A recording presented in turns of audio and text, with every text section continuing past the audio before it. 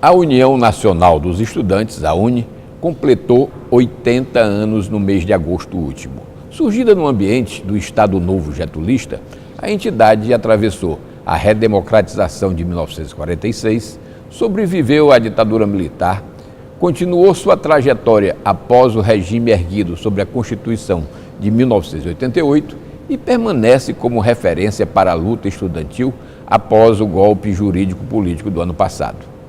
Ao contrário do movimento sindical, atualmente dividido em diversas centrais, o movimento estudantil universitário tem na UNE a sua entidade única e legítima após 8 décadas. O Mesa Redonda está no ar.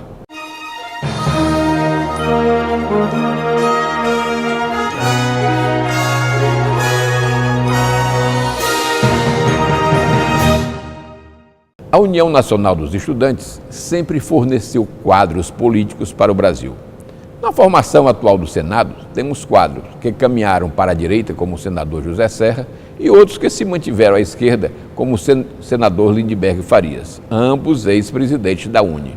O que explica essa vitalidade numa entidade octogenária? Para conversar conosco sobre esse tema, temos aqui Edmar de Souza Costa Neto, membro do Conselho Nacional dos Estudantes de Direito, CORED, acadêmico da UNDB. Marcos Vinícius Oliveira Rabelo Soares, estudante de História da Universidade Estadual do Maranhão. E Josi Gomes, coordenadora geral do Diretório Central dos Estudantes da Universidade Federal do Maranhão. Edmar, o que é que você acha que explica essa longevidade da UNE? Eu acredito, assim, além da própria juventude, que ao longo de toda a República Brasileira sempre esteve à frente das principais lutas, sempre defendeu o interesse da nação, do povo, é também a coerência ideológica em defesa da democracia, que essa entidade histórica sempre se pautou, assim, pela formação de quadros, pelo trabalho de base que faz e por sair do seio universitário, por emanar da própria universidade, onde há os debates acadêmicos, científicos, e sempre passamos a construir um pensamento mais progressista. Eu acredito que é a união da disposição da juventude de lutar, de conseguir as coisas, e o próprio pensamento científico, o próprio pensamento universitário. Por isso, para mim, a UNE perdura por mais de 80 anos, né? Quase 80 anos, na verdade. Estava no Petróleo é Nosso, se posicionou contra o golpe militar em 64 e se posicionou contra o último golpe também, que nós sofremos ano passado. Essa é a minha opinião. Muito bem. Marquinhos, como é que você vê aí essa questão do protagonismo estudantil, né, nesse momento? A UNE atravessou todas aquelas fases que aí a gente falou, né? Mas o que é que significa o movimento estudantil hoje para o conjunto dos estudantes? Eu acho que o movimento estudantil hoje para o conjunto dos estudantes representa aí uma forma de resistência contra todo e qualquer tipo de pauta que venha aí lesar a classe estudantil. Eu acho que, basicamente, todo esse protagonismo que ao longo dos seus 80 anos a União Nacional dos Estudantes teve, ela, de uma certa forma, legou para os estudantes esse sentimento de luta e de resistência. Então, hoje eu vejo o movimento estudantil representado pela UNE enquanto entidade como um movimento plural, amplo e que congrega aí, de uma certa forma, diversos grupos de vários partidos e que tentam aí dar força e resistência ao movimento estudantil. Tá. Josi, nós temos hoje, né, uma situação bastante diversa, né? Nós temos aí a universidade, primeiro aqui, por exemplo, o Edmar é da UNDB, que é uma escola privada, né? O Marcos estuda na UEMA, que é uma universidade estadual. E tu és do DCE. Qual é assim, a diferença do movimento estudantil nessas diversas áreas? Eu acho que é muito por conta... Os meninos estavam falando sobre essa questão da UNE, né? Eu estava pensando sobre como que tudo isso se dá, de como o movimento estudantil ele tem que se adequar às particularidades, né? Eu acho que a gente, né, apesar de nós três estarmos no movimento estudantil, mas em cada um desses cenários tem pautas que são muito específicas, né? Que são pautas que são específicas e que são muito... Como é que eu posso falar? Elas se entrelaçam também, né? Mas por mais que a gente paute uma unidade, por mais que a gente paute toda essa questão que o movimento estudantil traz, né, que foi o que os meninos falaram, a gente sabe que a realidade da UNDB é completamente diferente da realidade da UFMA. E isso por vários fatores, desde a questão que tem de como funciona o ingresso na universidade, né? Desde o que funciona a maneira como é vivenciada a universidade, desde como se dá o processo histórico do movimento estudantil nesses espaços, né? Porque em alguns espaços, por exemplo, na UNDB, o processo do movimento estudantil não vai estar da mesma maneira que na UFMA, que a gente tem figuras históricas do movimento estudantil, né? Que a gente tem, inclusive, quando a gente fala na sala de aulas, tem sempre um professor que fala assim, eu também fui no movimento estudantil dessa época, né? A gente tem uma presença muito forte política, né? Dentro dos sindicatos, dentro dessa história que fala dos professores, dentro de um movimento estudantil, que hoje em dia não tanto, mas até um tempo atrás era o que mais movimentava a universidade, né? O que mais dava gás para a universidade, o que mais falava da universidade, né? Não só essa questão científica, mas essa questão de luta muito grande, né? Eu acho que isso que faz o movimento estudantil ser o que ele é, essa pluralidade muito grande. Uhum. O movimento estudantil comemorou já este mês aí a questão dos 38 anos da greve da minha passagem. Houve alguma movimentação nesse sentido lá na UFMA? Então, a gente tinha, há pouco tempo atrás, foi lançado um livro, né, falando um pouco sobre o movimento cultural na universidade, né, o Maio 86. E aí, desde então, a gente começou a vivenciar, a perceber um certo saudosismo muito grande em relação a isso, né? Como se dava, sempre tinha, quando a gente passa muito em sala, sempre tem aquele professor que começou a lembrar muito dessa época de movimento estudantil, falar com saudosismo muito grande. A gente teve agora esse final de semana a grande cereja do bolo da festa de aniversário disso, que acho que é uma data que a gente tem muito que comemorar, sim, né? Que é um marco na história do movimento estudantil, não só no Maranhão, mas como no país todo, que foi a criação de uma entidade estadual de estudantes, né, que eu acho que é muito simbólico que isso seja feito no 17 de setembro, que inclusive é o nome do DCE da UFMA, né, DCE 17 de setembro.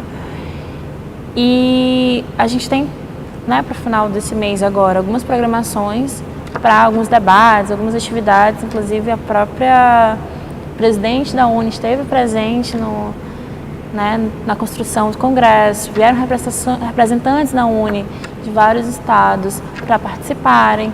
A gente está num processo de setembro de muita comemoração dessas vitórias do movimento estudantil. Muito bem. A realidade das universidades que não são públicas, que são particulares, né? Há uma diferença, assim, o que é que você diria que é a diferença principal dos movimentos estudantis das duas áreas?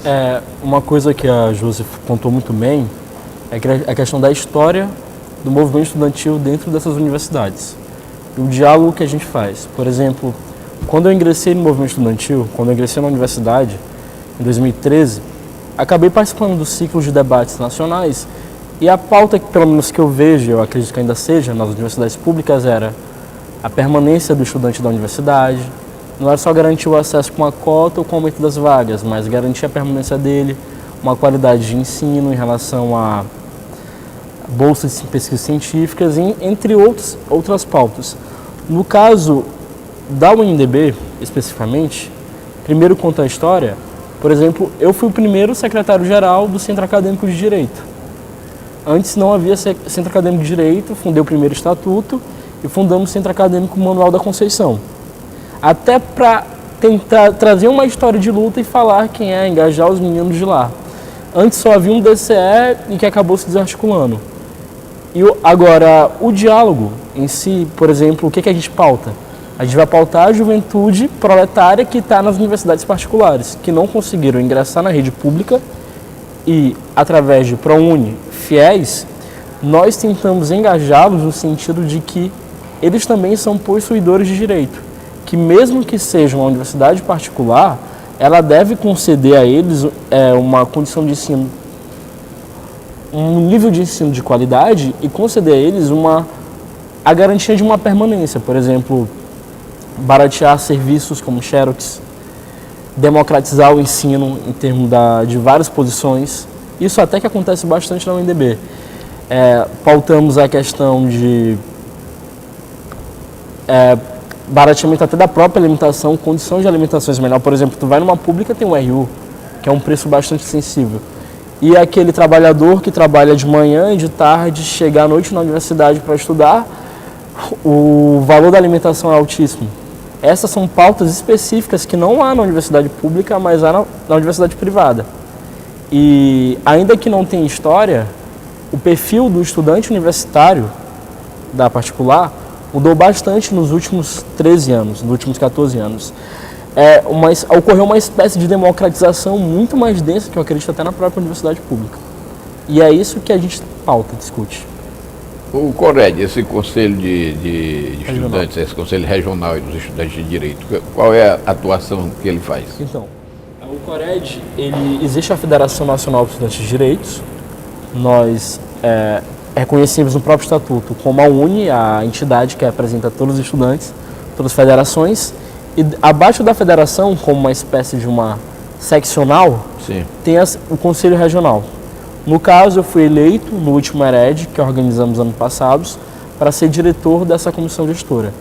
Qual as nossas funções, nossos deveres? É mobilizar os estudantes de direito, não só nas pautas internas ao nosso curso, mas também na defesa da democracia, pautas coletivas, mobilizar aquilo que a UNE orienta para nós, mobilizar o que a federação nos orienta e engajar os próprios estudantes.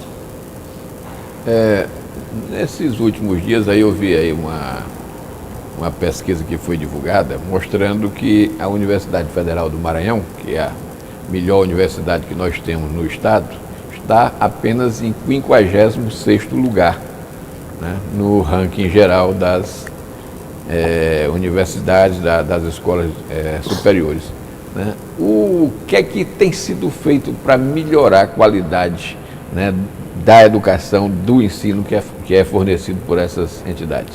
Bom, eu acho que um dos primeiros pontos que a universidade e os estudantes, enquanto corpo, vêm trabalhando é no sentido de dar um melhor atendimento ao ensino dentro da universidade pública no nosso estado.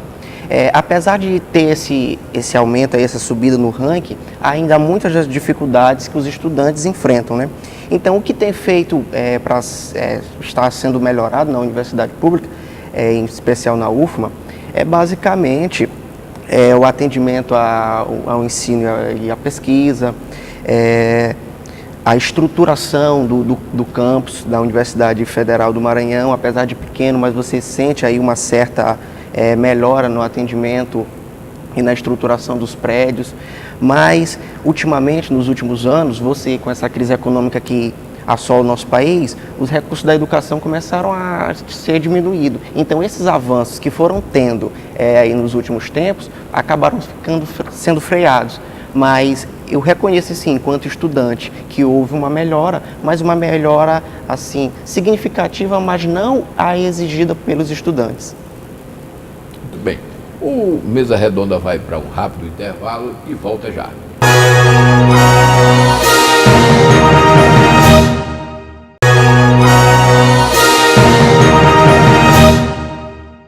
O movimento estudantil universitário continua não apenas vivo, mas em expansão.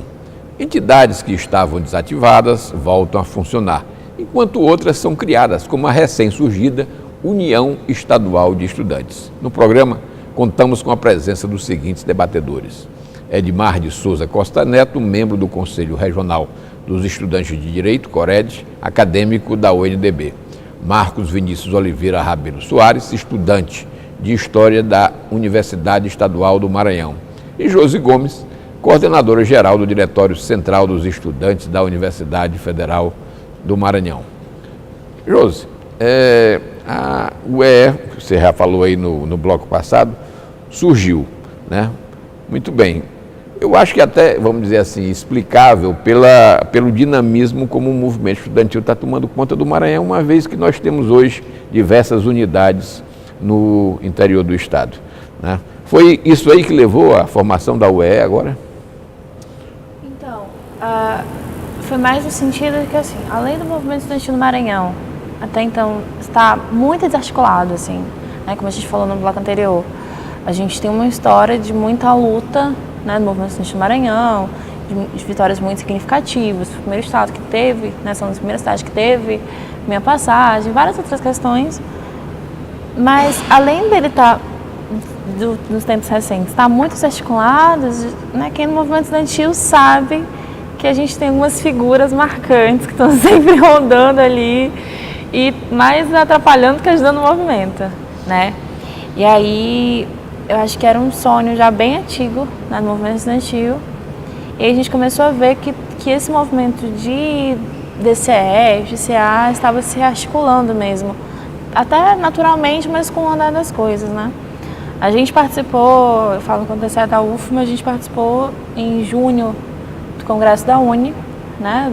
Do Congresso Histórico, que foi muito histórico mesmo, porque foi uma grande aliança que foi feita dentro das entidades, né? Que foi a Frente Brasil Popular, essa organização e tudo. E quando a gente voltou para o Maranhão, muita gente que participou do congresso falou assim: nossa, eu quero ter um DCE numa universidade, eu quero montar um CA numa universidade, eu quero fazer parte disso também.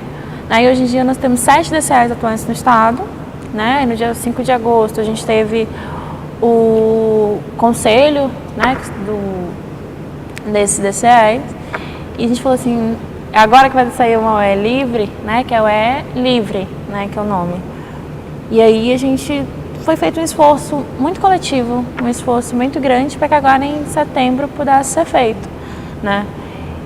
E foi um congresso que aconteceu na UFMA, foi muito bonito, assim, porque foi muito visível como os estudantes, eles não só ajudaram nessa construção, mas eles já falavam assim: olha, eu acho que agora a gente consegue resolver essas questões, eu acho que agora a luta se torna mais concreta, sabe? O sentimento de esperança é muito grande, de que as coisas avancem mais. Porque no Maranhão a gente meio que vive assim, um movimento contra a correnteza do que se vive no estado, né? A gente acabou não faz muito tempo, que abriu a EMASul, né? Abriu uma universidade estadual, né? Que a gente só tinha uma, que inclusive já tem um DCE lá atuante, DCE da EMASul. Nas universidades particulares tem um movimento muito grande crescendo no movimento estudantil, né? Um dos principais DCEs no estado é o DCE da Estácio, né? Que até um tempo atrás não se via assim, né? Eu acho que é um passo não só dos estudantes ajudarem a UE Livre a crescer, como a UE Livre ajudar a impulsionar isso. Eu acho que foi, durante todo o congresso, a gente falou assim: não, a gente está fazendo história hoje, porque o que a gente está fazendo hoje, 17 de setembro, não é só a revolta da minha passagem, mas a fundação da entidade que abraça aos sonhos dos jovens, né? Muito bem. E você falou aí que tem hoje 5 DCEs aqui no 7 DCEs. Quais são as DCE da UFMA, DCE da Estácio, DCE do IESMA, DCE da UEMA de Caxias, da UEMA de Timon, da EMASul e... Eu falei da Estácio? Falaste. A Estácio, e se eu esquecer vão me matar. Sei que não consigo lembrar o último, mas eu vou lembrar. A UEMA está sem DCE? A UEMA está com o DCE de uma certa forma desestruturado, né? Nós lá estamos lutando para reconstruir a representatividade geral da UEMA com o corpo estudantil, mas por conta aí de brigas internas, você acaba tendo aí essa fragmentação aí de representatividades e que acabam aí, de uma certa forma, desestruturando o DCE da UEMA em São Luís. Mas sim, lembrou quem é que estava faltando? Eu sou péssima em decorar essas coisas, assim, tanto é que durante todo o congresso, toda vez que eu falava, porque eu acabei, como o DCE da UFMA foi o grande, se tornou um anfitrião do congresso, né? E foi todo aquele momento da gente tentar anotar no papelzinho, assim, para lembrar, porque é tanta gente, assim, e não só os DCEs, mas tinha muito centro acadêmico, que eu acho que, assim, inclusive, acho que é sempre bom frisar isso, né? Que, como a Edmar falou, centros acadêmicos em algumas universidades, eles acabam fazendo papel de DCE, né? Porque quando as universidades que têm os centros acadêmicos, como é difícil ter uma universidade que tem centro acadêmico em todos os cursos, né? Mas quando tem um que acaba lutando não só pelo seu curso, mas luta pelas pautas gerais todas, né? E muitas vezes acaba cumprindo esse papel. Isso acontecia muito no UNDP, por exemplo, haviam 2 centros acadêmicos, de Direito e de Arquitetura, e pautas gerais da universidade, de operação, protocolo, etc., atendimento, prazo, nós acabávamos abrangendo por todos. E ainda ajudava a articulação e mobilização de outros cursos que iriam fazer. É muito bem colocado. Como é que estão os IFMAs nessa questão? Eles estão participando também do movimento estudantil? Então, eu ia falar até sobre isso também. Porque o Congresso, ele teve algumas pautas mais centrais, assim, né, que foram debatidas, né? Desde, por exemplo, as universidades particulares, como eu estava falando, eu acho que a pauta mais colocada nas universidades particulares era a respeito das disciplinas online obrigatórias, né, que é uma coisa que é um problema muito grande no Brasil todo. Teve a questão da crise que afeta as universidades estaduais, né, como o caso da UERJ. Né, o caso da UERJ aqui no Maranhão está sendo investido, mas a gente tem que ter um carinho muito grande para olhar para a UEMA como um todo, né, para não deixar nenhuma brechinha para que aconteça a mesma coisa. A gente teve uma participação muito grande dos IFES, porque aqui no Maranhão, no último período, os 13 anos, governo progressista, tudo, o crescimento do IFE foi absurdo. Os institutos federais do Maranhão cresceram no nível... E eu vim do IFMA, né? Sim. Fiz ensino médio no IFMA. E cresceu muito. E assim como na UFMA, o corte de verbas, né, tem sido muito grande, nos institutos federais também. Né? Isso se torna ainda mais complicado, porque a gente está falando de jovem que faz ensino médio, faz ensino técnico, né? De jovem que faz ensino superior, de jovem que faz... A gente está falando de... Eu costumo dizer que a gente está falando de criança que acabou de realizar um sonho e já se vê numa realidade que é tão difícil, né? E a gente tem uma luta muito grande, porque aí nessas questões desses institutos federais, por mais que você tente parceria com o governo do estado, você tente parceria com os outros órgãos, a responsabilidade é do governo federal. Sim. E é um governo federal que não está ajudando ninguém, a não ser ele mesmo, né? E aí a participação do IFE foi muito boa, principalmente dos campos do interior, né? Que a galera é muito forte, assim, muito... Acho que todo mundo ficou muito mexido com algumas falas, assim, do pessoal do interior dos institutos federais, né? Que acho que é, em algumas cidades, a principal universidade que tem. Sim. Né? Às vezes a única, né? Às vezes a única. Muito bem. E em relação a essa questão das verbas que você estava falando aí, nós tivemos aqui, inclusive, algumas entrevistas que fizemos, os professores, os técnicos administrativos da universidade falando em que poderia haver, inclusive, a paralisação das atividades por conta da falta de verbas. Como é que está isso lá na Universidade Federal? Então, isso está muito sério. Está a nível muito sério mesmo, inclusive... sempre vou frisar que até o Congresso da UE Livre, que era para ser um congresso muito mais amplo, ele acabou não sendo, porque com esse corte de verba dificultou inclusive o transporte das pessoas. Porque a universidade hoje em dia, né, a gente teve um corte de 6% na assistência estudantil, a gente teve corte de repasse de verba, a gente teve corte de serviços terceirizados, a gente teve corte de todos os fatores possíveis, assim. A gente está numa universidade que às vezes não tem dinheiro para comprar capa de processo, que é algo mais básico que você não tem, né? E aí é uma dificuldade que a gente tem lutado muito, né, em parceria com a universidade, inclusive, para que consiga se manter até o final do semestre, sabe? Porque o repasse é contingenciado, porque você não consegue terminar as obras da universidade, porque você não consegue administrar os gastos de maneira que sejam os melhores possíveis. Quando a universidade ela vinha... Imagina, uma universidade que ela vem num processo de expansão, que vem num processo de ampliação dos campi, que vem num processo de ampliação dos prédios, de tudo, aí você cai num grande declive e tem que cortar de todos os lugares possíveis. Quando você corta projetos de pesquisa, corta projetos de extensão, quando a gente tem batido muito, né? E na UFMA, por exemplo, não teve ainda questão do aumento do RU, não teve questão tem sido feito um esforço das bolsas estudantis terem sido pagas nos prazos, tudo que é o que mantém que o estudante esteja na universidade, mas essa é uma realidade que no resto do país estão fechando as portas das universidades, né? Inclusive os professores, o que a gente percebe é que está em um estado de alerta, né? Que está no nível que se for anunciado mais um corte, se for prejudicar ainda mais, você vê que as pessoas não sabem muito o que fazer. Como é que lida com isso?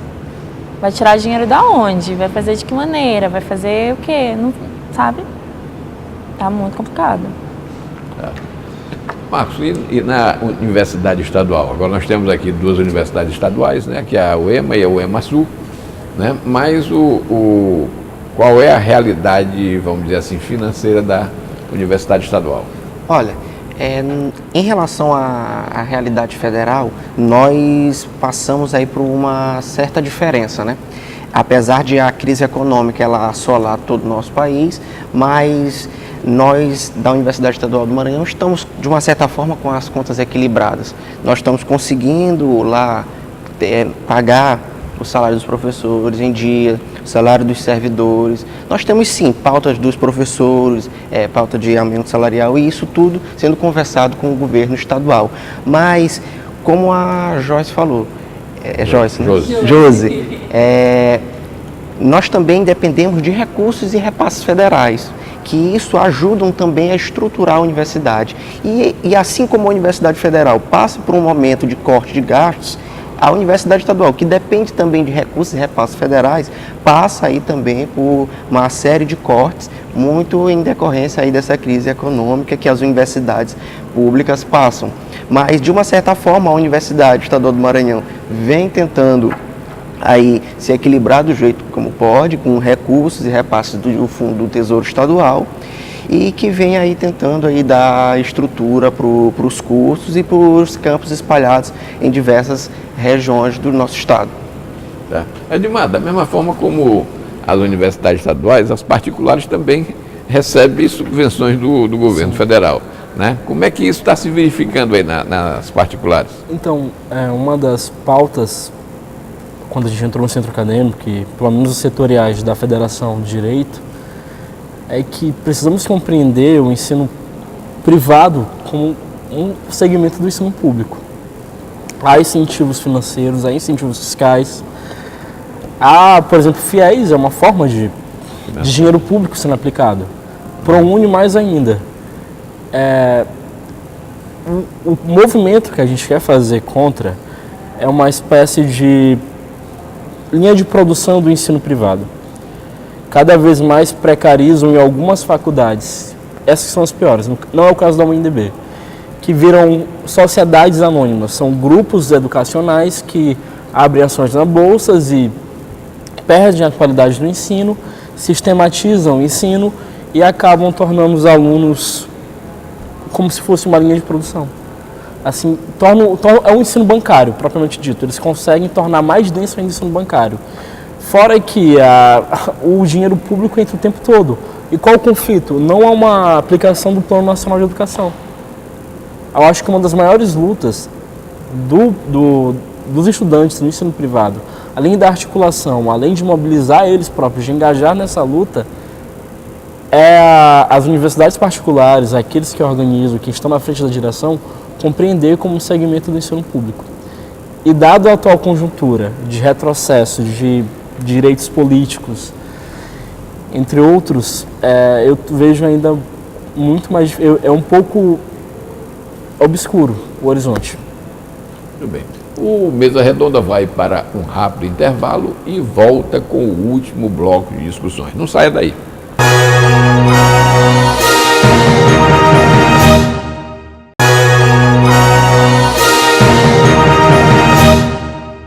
Estamos de volta com o programa Mesa Redonda, que hoje discute a respeito do protagonismo do movimento estudantil no Brasil e no Maranhão.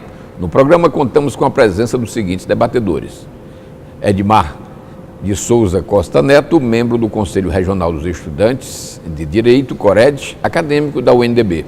Marcos Vinícius Oliveira Rabelo Soares, estudante de História da Universidade Estadual do Maranhão. e Josi Gomes, coordenadora geral do Diretório Central dos Estudantes da Universidade Federal do Maranhão. Bom, a gente tem informações que em algumas universidades, algumas instituições de ensino superior, né, estou falando na área privada, não se admite que haja a organização de movimentos estudantis. Tu, Edmar, que estuda numa faculdade particular, isso é verdadeiro? Há fatos que realmente acontecem, como censura, perseguição. Na UNDB, não que eu esteja defendendo a faculdade, mas o movimento estudantil teve liberdade. Nós tivemos toda a liberdade para atuar, para dialogar, ainda que eles se posicionaram contra a gente em várias pautas, mas não chegou ao nível de perseguição e censura.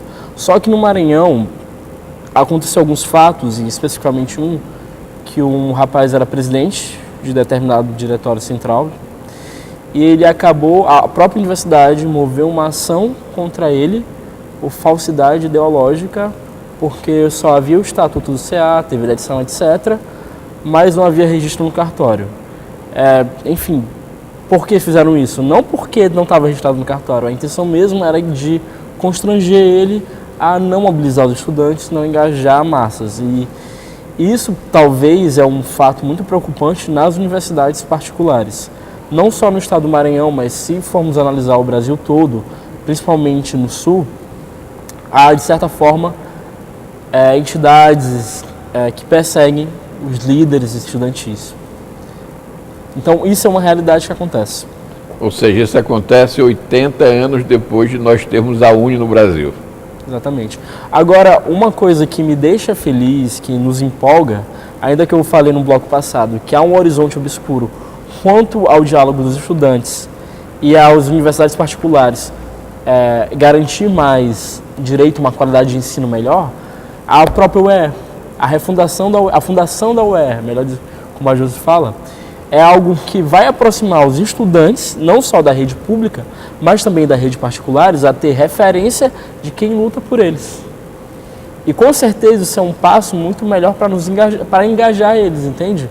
Quando eu estava no Centro Acadêmico de Direito, levar os estudantes de Direito no meu curso ao nível da mobilização estudantil além da faculdade, era uma coisa bastante difícil naquele momento, porque não tinha referência da UER.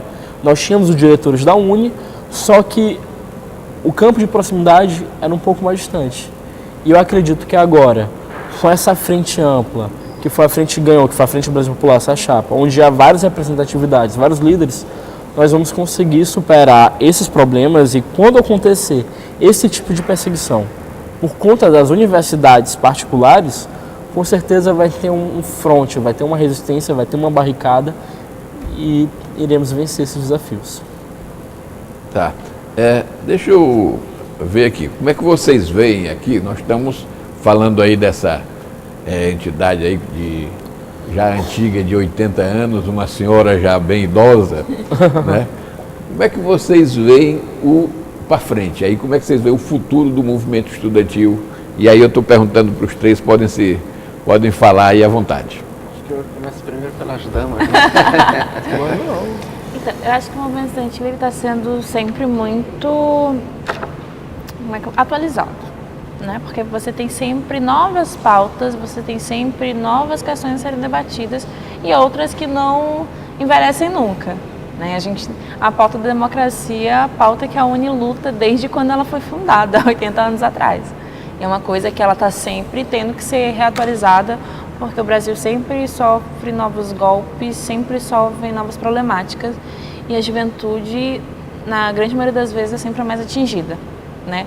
A gente passou por aí pelo golpe que aconteceu no país, a gente tem agora, eu acho que é importante falar, quando a gente fala em relação aos direitos LGBTs, que você tem hoje em dia uma grande mobilização no país, né, que se fala a tentar trazer a homossexualidade como uma patologia, né? Uma questão de retrocesso.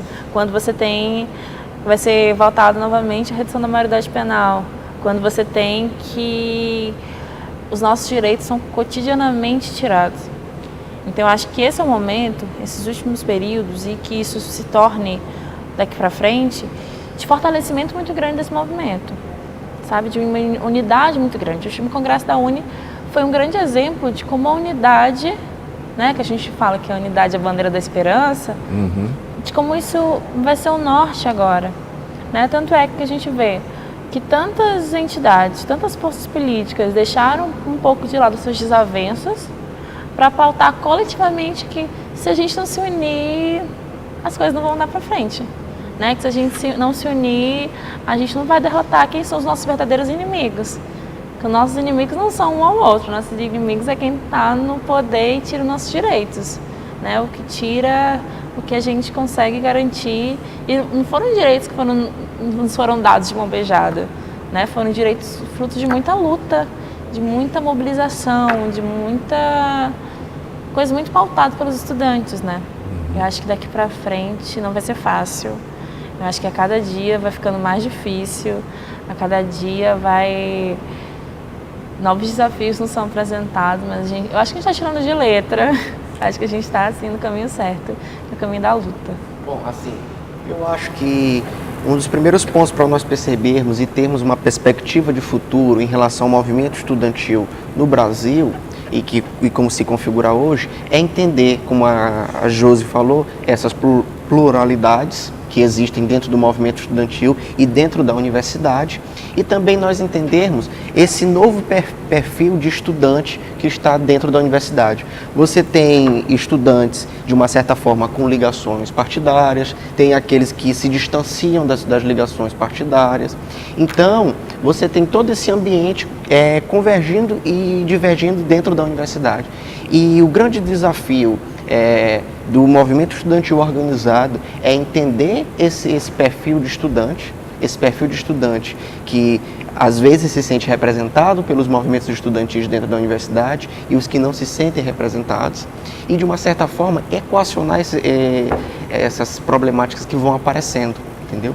Então acho que a perspectiva de futuro, eu acho que para os movimentos estudantis organizados é entender esses perfis de estudantes que entram dentro da universidade e que de uma certa forma fazem acontecer a universidade no Brasil. Eu acho que esse é o grande desafio que nós, enquanto movimento estudantil, temos que enfrentar daqui para frente, porque senão a gente acaba caindo aí de uma certa forma no ostracismo, acaba aí de uma certa forma perdendo o nosso foco na luta e na resistência contra esses retrocessos que vêm acontecendo aí nos últimos anos. Só corrigindo, a faculdade não entrou com uma ação de falsidade ideológica, porque não existe.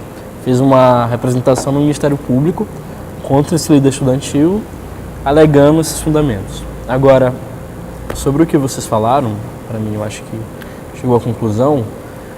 Quando eu entrei na universidade, quando eu entrei direto mesmo no movimento estudantil, foi em 2013, no momento da explosão de junho, daquele grande movimento espontâneo.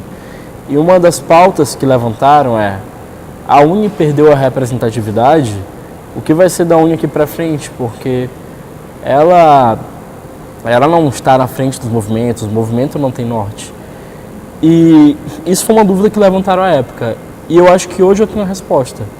A UNE, em junho de 2013, estava no olho do furacão, disputando a rua, quando certos grupos, principalmente da esquerda, deixaram de disputar porque acharam que tinha coxinhado. A UNE antes do próprio junho de 2013, no Congresso em Goiânia, quando elegeram a Vicky Barros, falaram: nós devemos pautar as ruas desse país. Então já tinha essa ideia. E hoje, após o golpe, quem tomou a frente? Qual era a entidade que estava tomando a frente das ocupações, das mobilizações? Era a União Nacional dos Estudantes, eram a UES, eram os centros acadêmicos.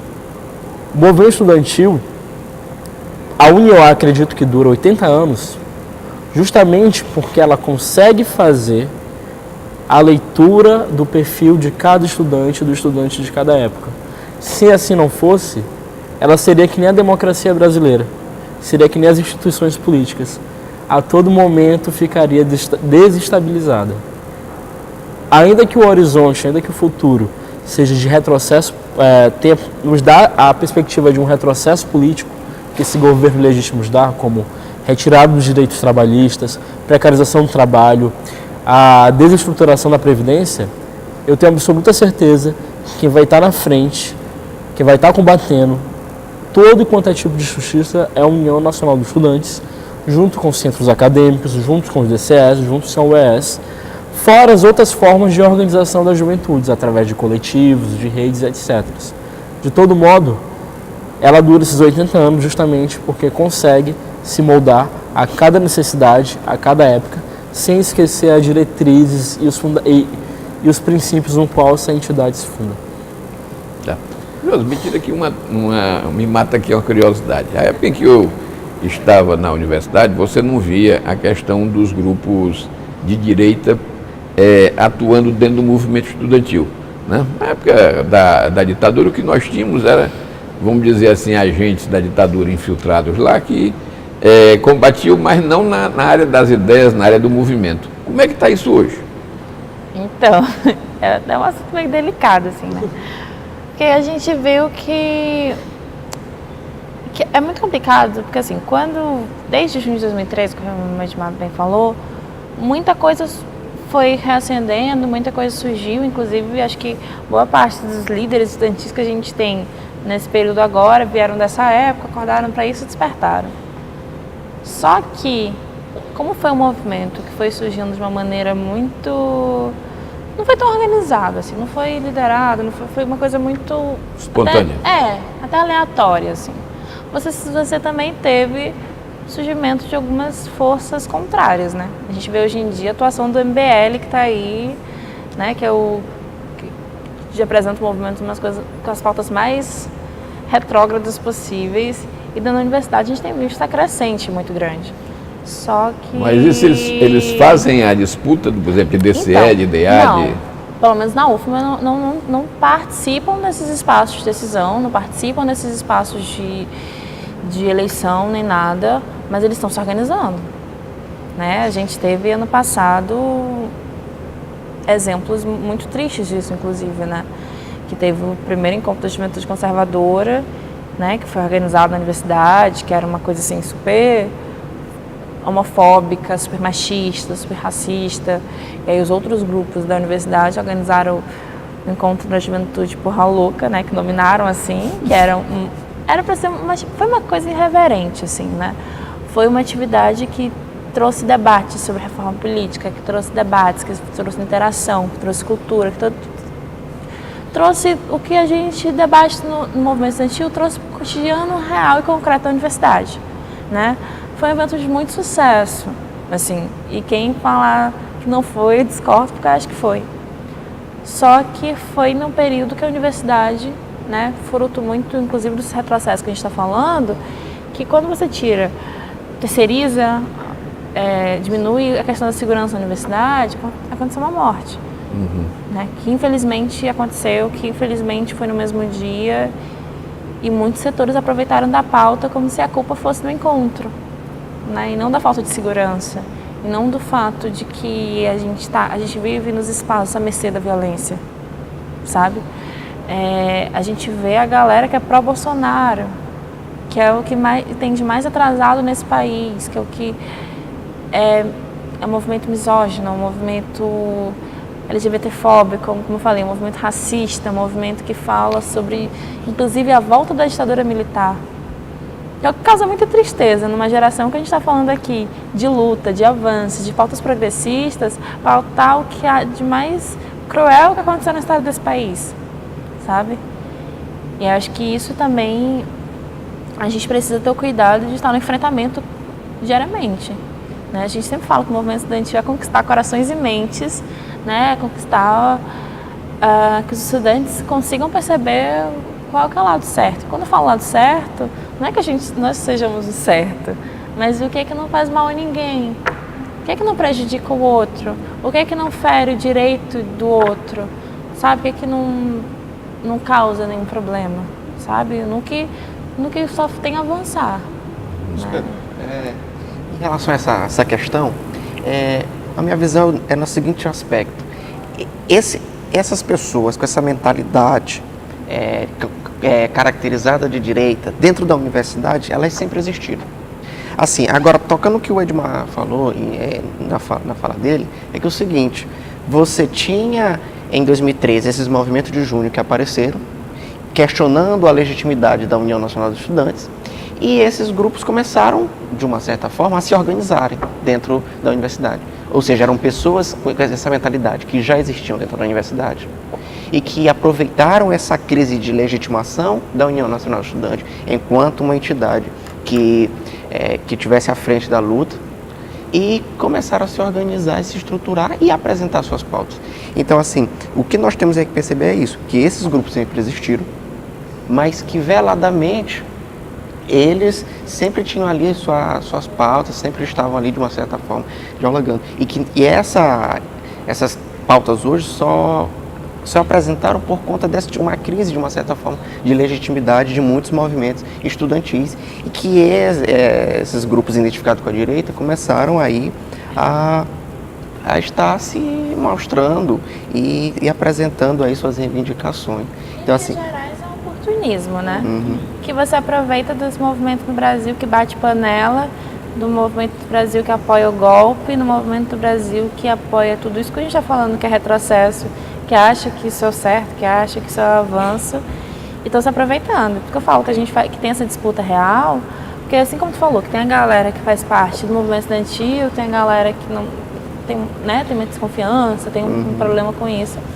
É uma verdadeira disputa por esse processo de ideologia, né?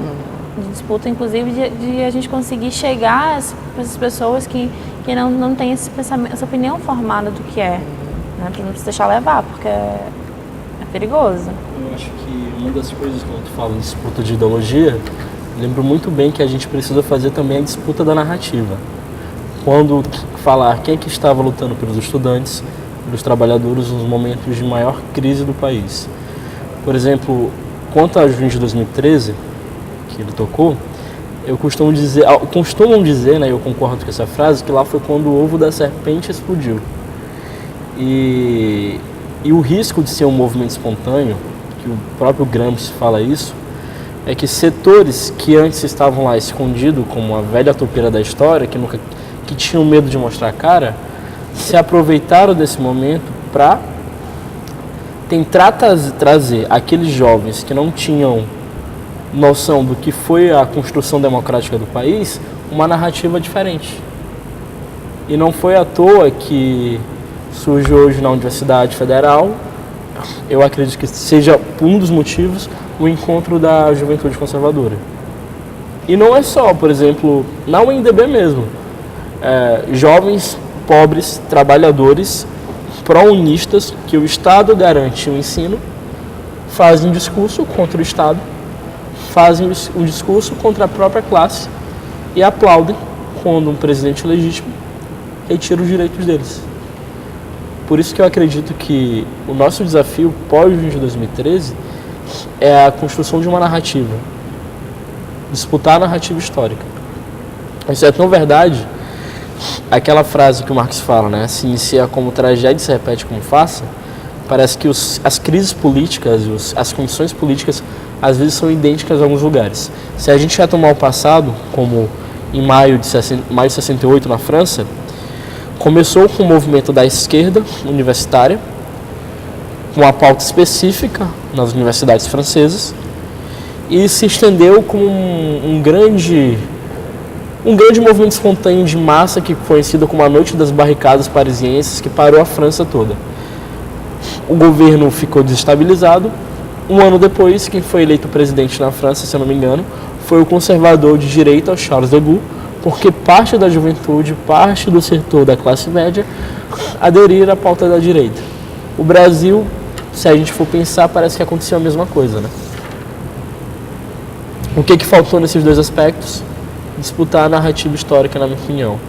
E quem consegue fazer melhor, apesar de todas as dificuldades, são os movimentos estudantis.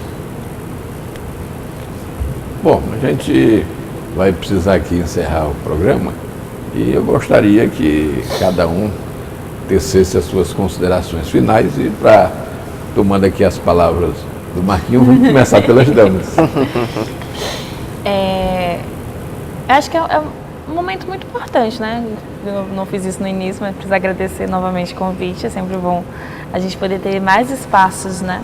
Que acho que o movimento estudantil hoje, ele se tocou, por assim dizer, que o movimento estudantil ele tem que estar para além do espaço acadêmico, né? Ele tem que dialogar mais. O movimento estudantil hoje é a principal força, né, nesse sentido que existe no país. É quem esteve à frente das principais lutas do país, é quem esteve à frente hasteando a bandeira e trazendo pautas que são importantes para a gente. E a gente tem falado, a gente costuma dizer que a gente fala mais para fora, né, para fora dos muros, para fora dos nossos guetos acadêmicos. O futuro é de muita luta, como a gente já falou. O futuro é de muito enfrentamento contra o retrocesso. É um futuro que ele não vai ser fácil. A gente tem visto assim que a cada dia aparece no jornal uma notícia diferente, uma questão diferente. Mas o movimento estudantil ele está se organizando aqui no Maranhão de novo, né? Ele está tomando fôlego, ele está pautando, está dialogando com todos os espaços, né? Desde os institucionais, a passar em sala, a conversar com o estudante, a falar com a tia que varre a universidade, falar que a gente precisa de mais, que a gente quer mais, que a gente está lutando por isso, que a gente vai conseguir, né? Pode demorar um pouquinho, mas como diria o poema, não tarda a aurora da redenção, né? E como frisar novamente, falei bastante sobre isso, mas que a gente fundou uma UE livre, né? A gente fundou uma entidade e o que vem pra frente é só luta e muita vitória, né? Espero que dê certo. Marcos. Inicialmente eu queria agradecer à TV Assembleia, na figura desse histórico jornalista Luiz Pedro, por estar dando esse espaço aos estudantes maranhenses para estar debatendo aí sobre o movimento estudantil no Brasil e no Maranhão, principalmente em tempos em que a juventude no Brasil precisa de pessoas engajadas aí para estar lutando aí contra esses retrocessos no ensino superior, no Brasil e no Maranhão. E eu acho que são espaços como esse que levam ao público informação e principalmente para o estudante que está acompanhando esse debate, uma maior atenção para o que é o movimento estudantil. Então são momentos como esse que engrandecem aí a luta estudantil no nosso estado. Tá. Queria agradecer ao Luiz Pedro pelo convite. Muito obrigado a colocar com esses dois companheiros extremamente qualificados e queria, na verdade, ratificar o que meus companheiros falaram, principalmente com a Jússi, né? Que precisamos falar para fora dos guetos acadêmicos. Se a gente for pensar bem, o movimento estudantil sempre fez isso, né? A gente nunca só pautou a universidade, mas estava no Petróleo é Nosso, estava lutando contra a ditadura, estava lutando a favor dos trabalhadores e assim ao longo dos 80 anos da UNE e não somente da UNE. E eu queria convocar aqui os estudantes, ainda que não se sintam representados por determinada entidade, que a disputem e que se mobilize, que se organize na luta pelos seus direitos e na luta pelo direito do povo brasileiro. E eu acredito que o futuro é de muita luta e que nós estaremos preparados para enfrentar, como sempre estivemos.